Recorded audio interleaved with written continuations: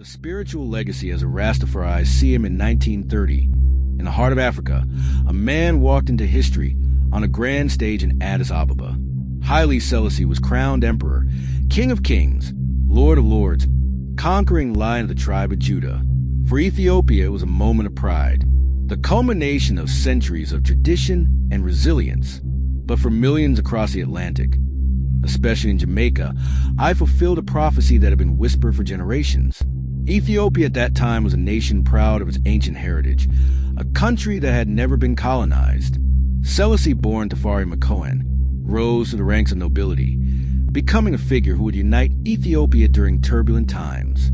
Educated, diplomatic, and deeply spiritual, he sought to modernize his country while honoring its traditions.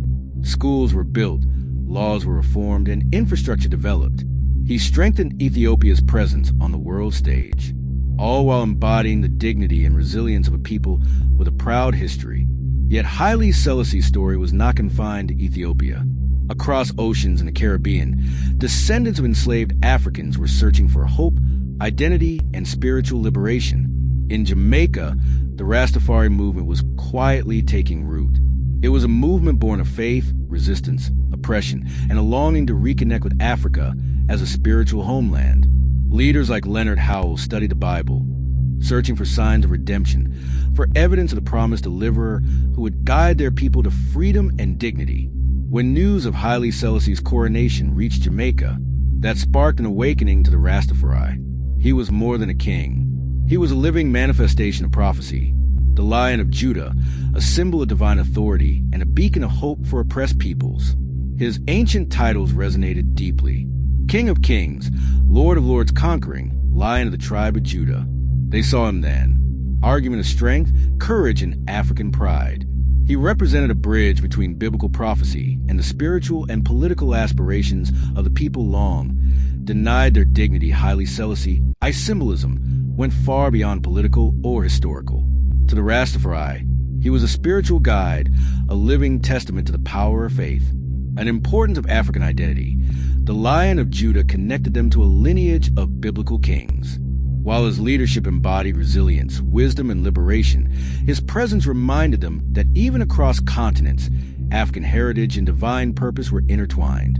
Personal stories from Rastafari elders captured the transformative power.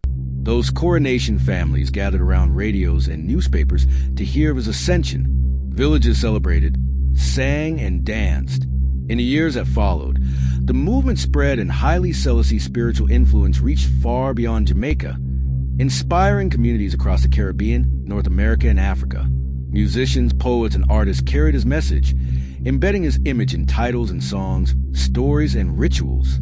He became a symbol, not only liberation, but a cultural and spiritual pride, a reminder that African dignity could never be erased. Even after his disappearance in 1975, Haile Selassie's legacy endured. To the Rastafari, he remains more than a historical figure. He is a spiritual icon, a symbol of hope, a living testament to prophecy fulfilled. His story continues to inspire generations to embrace their identity, honor their heritage, and seek liberation in both mind and spirit.